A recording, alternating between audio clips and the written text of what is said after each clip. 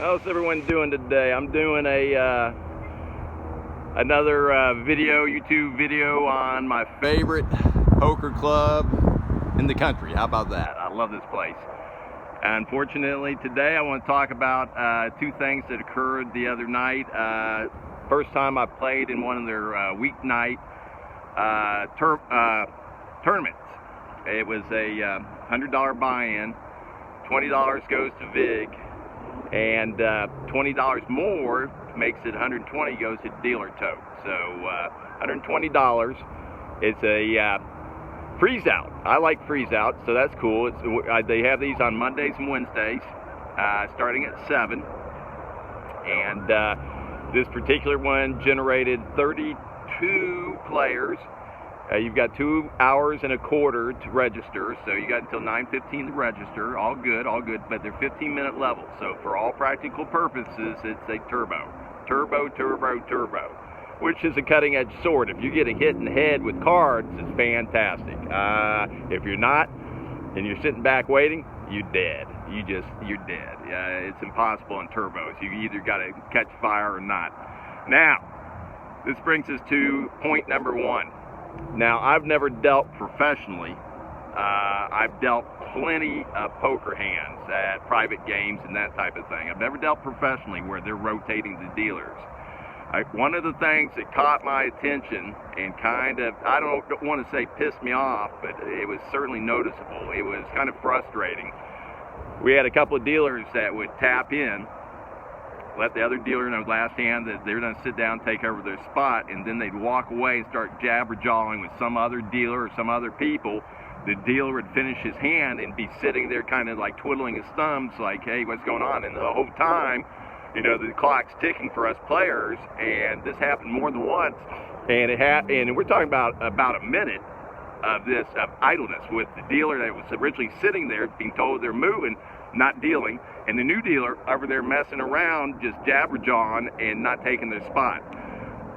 You know, out in Vegas, if you're doing that and you got hour blinds, no big to do. But when you got 15-minute blinds, boy, that's at least a minimum of another hand that could have been dealt, and it happened numerous times. Now, mind you, I know this is kind of a negative or a rant on this, and it could be a one-off occasion. After all, it's the first time I played their nightly tournament. I don't know. But it was noticeable, and I've played all over the country, both tournaments and cash, and primarily tournaments in the past. Now I'm kind of segueing into cash.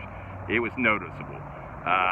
It's an easy fix, too. I mean, management needs to get on them and say, this is not acceptable. When you tap out, you stand there, you be ready for them to get done, you exchange places, boom, boom, boom, boom, boom.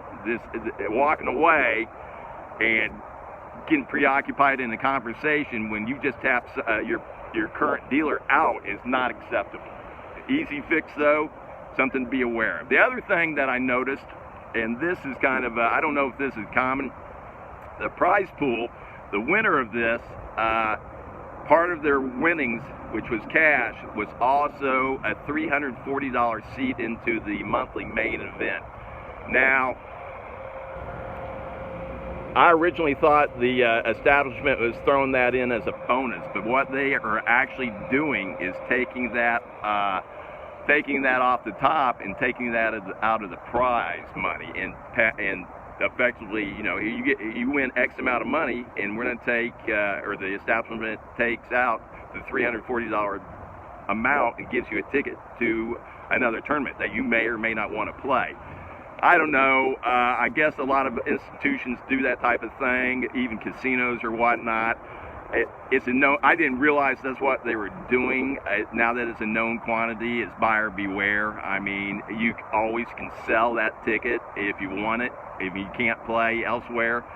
Apparently, there's a pretty ready market for that monthly tournament.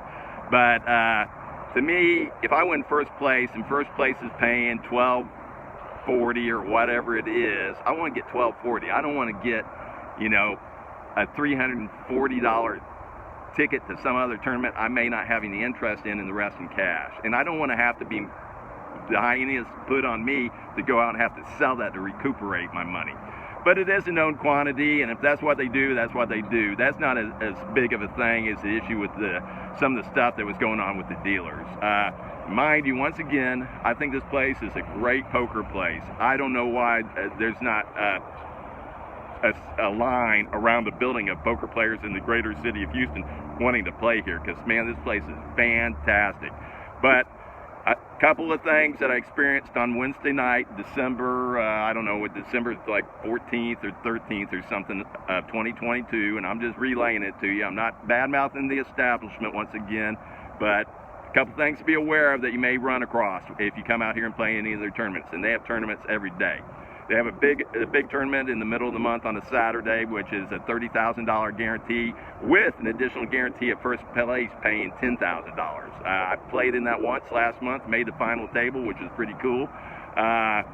And that's a pretty decent tournament. But even that, the blinds are 20 minutes long, which is effectively a turbo. Anything underneath 30 minutes is a turbo. But it is what it is, and you're aware. So hope to see y'all out here at the tables. This is out here in Katy Poker 101 Club.